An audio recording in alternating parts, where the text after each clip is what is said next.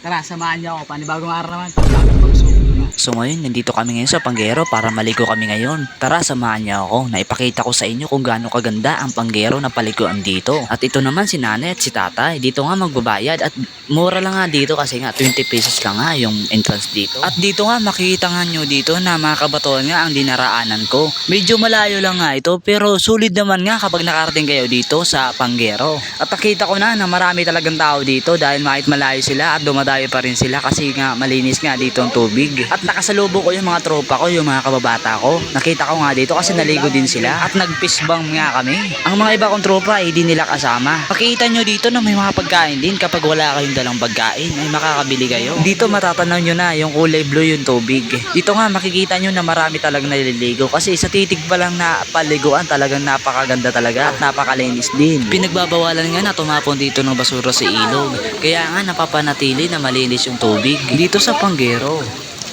At ngayon, naikakain muna tayo ng ng mais. So, napakasariwa pa talaga ng mais. At bago ko kagatin ay inalis-alis ko muna yung buhok.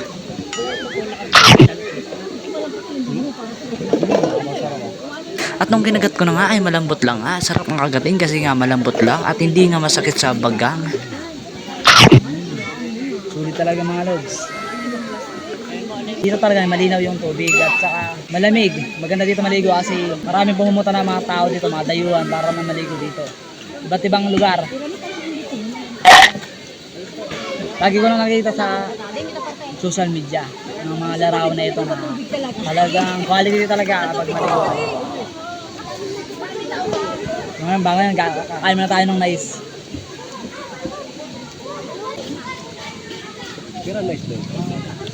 Pati si Tito ay hindi na napigilan na. Gusto na talaga maligo at Tito ay nagbabad na nga siya sa tubig. Napaka-kulay blue talaga yung tubig dito at talagang nakakaakit talaga dahil sa sobrang ganda talaga. Tamang-tama nga ito mga lods kasi nga napakainit ngayon at summer nga ngayon dahil napakalamig din dito maligo kaya sulit nga dito maligo kapag napakainit ang panahon. At dito nga makikita nga nyo dito ng mga puno din at may mga niyog din na nakatayo dito. Nasa kagubatan nga tayo kasi nga probinsya nga ito at maraming puno. Hindi naman matakot maligo dito kasi nga meron din nagbabantay at nagche-check din kung okay ba ang area dito. Ito na paliguan na Panggero ay matatagpuan ito sa Patag Irusin, Sorsogon.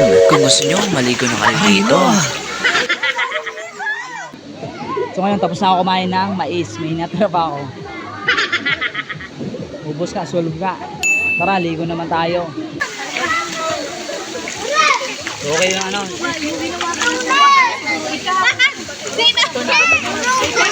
napakasariwa yung tubig talaga. Wala, sarap nito maligo. Medyo agad na ako ngayon. Ngayon ay nagbabad-babad muna ako sa tubig at dinama ko muna yun ang presko na tubig. At madami din naliligo dito kaya tara, simulan natin maligo. Video ko sa kasama ko kasi maglalangoy na ako. Subukan natin kung gaano ka lamig kasi lamig talaga dito. Ang ganda dito maligo. Abe ko ito mau pa para mahal na kulat. Mirip-mirip mo pa. Maulit ka sa ito, mau muna yun.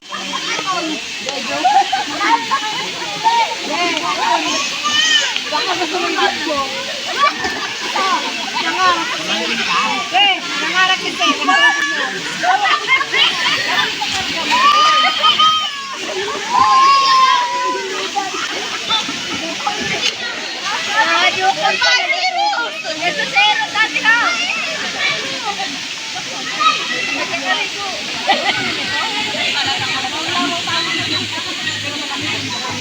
Ikaw na lang nakapasok pa sa ilang beses kami.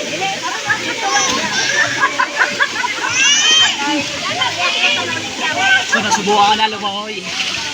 So napakaganda talaga dito maligo kasi talagang hindi ka maumay dito maligo kasi madaming tao niligo at saka napakagandang tubig dito kasi napakalamig. Talagang sulit din.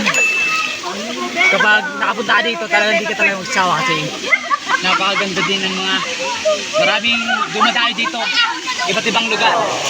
Sulit na sulit maligo dito sa Panggero. Madaming dayo at iba't ibang lugar. Kaya try nyo na dito. Ibibigyasin mo.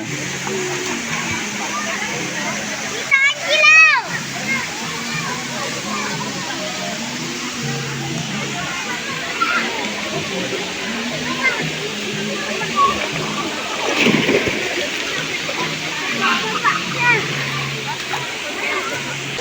Tumalong ka. Papunta doon. Okay. Wow. Wow. Nakaya ni Jasmine.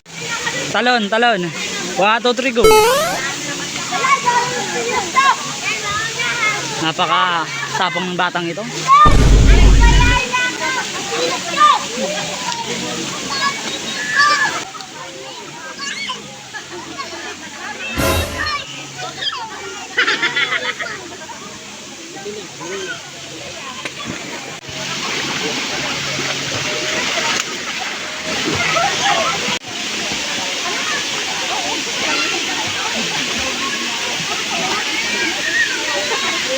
At ipapakita ko sa inyo ang maliit na falls dito.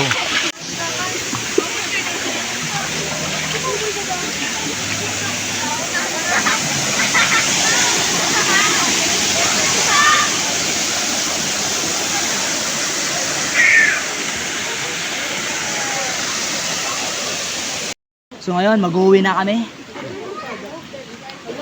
Kaya ingat kayo lagi. God bless. Ngayon mga lods, uuwi na tayo. Talagang sulit sa Panggero. Ano pangalan mo, boy? Ano, Freya din? Hi, Pogi. yung isa. Ano, Lock Pogi. Shout out sa'yo. Yan nga. Focus sa goal. Bye. Tara, goodbye.